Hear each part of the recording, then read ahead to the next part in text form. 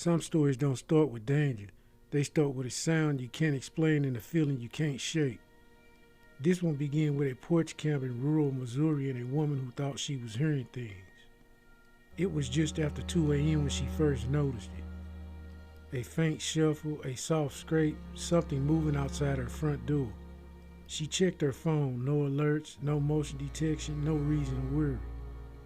But the sound didn't stop. She opened the porch cam feed expecting a raccoon or a stray dog. Instead, she saw a man standing perfectly still facing the front door. Not knocking, not speaking, not moving, just waiting. His posture was rigged like he'd been placed there. His head tilted slightly toward the front door as if he was listening for someone inside. She froze. The time step showed he'd been there for over an hour. She called 911. The Greene County deputies arrived quietly, expecting a trespass or someone intoxicated or confused. But the man didn't run, he didn't argue, he didn't even turn his head. He just stood there staring at the door like the officers wasn't real.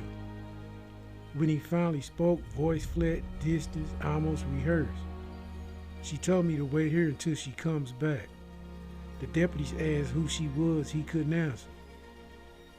Not because he refused, but because he genuinely seemed to didn't know.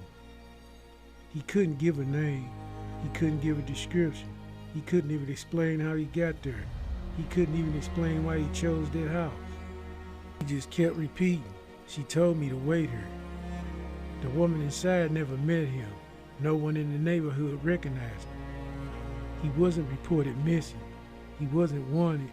He wasn't connected to anyone in the home. It was like he appeared out of nowhere with a single instruction. The deputies reviewed the porch cam footage. The part that unsettled them wasn't the man's stillness. It was his focus. He never looked at the camera, not once. Not even when the deputies pulled up with the lights flashing. He stared at the door the entire time, like he was waiting for something specific to open.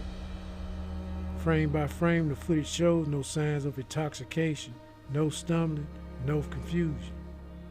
Just a man standing in the dark, locked into a purpose he couldn't explain.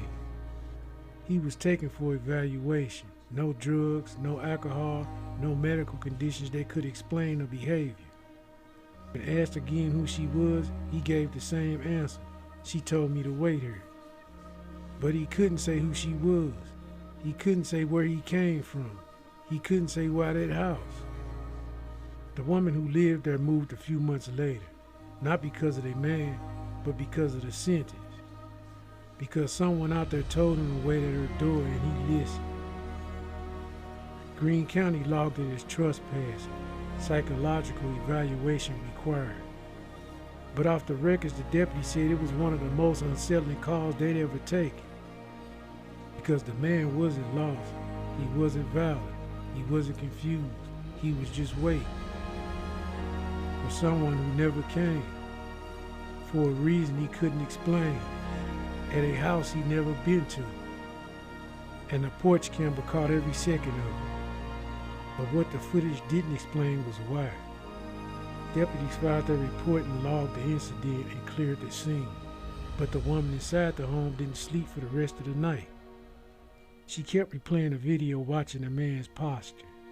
The angle of his head, the way he seemed to be listening for something she couldn't even hear. There was one detail the deputies didn't mention in the official write-up. One detail she noticed after only watching the footage again. He arrived on foot. No car, no headlights, no engine noise, no tracks in the gravel. Just a man who stepped out of the darkness like he'd been walking for a long time and finally reached the place he'd been told to stop. The next morning she called the sheriff's office again, not to report anything new, but to ask a question she couldn't shake. Did he ever say who sent him? The deputies paused before answering. No, ma'am. He didn't know or couldn't say. She didn't like either option. 2 days later, a county investigator came back to the property to get clearer pictures. He asked her to walk him through that night again. The sound she heard the moment she checked the camera and the exact time she called 911. But the investigator kept circling back to the one thing. Did he ever try the door? She told him no. He never touched the handle. He never stepped closer. He never tested the lock. He was just waiting. The investigators wrote something down, closed his notebook, and said something she didn't expect. People who come to a door with intent don't wait. That sentence stayed with her, because the man didn't act like someone trying to get in. He acted like someone expected to be let in. Thank you for listening to another episode of One Voice Many Stories.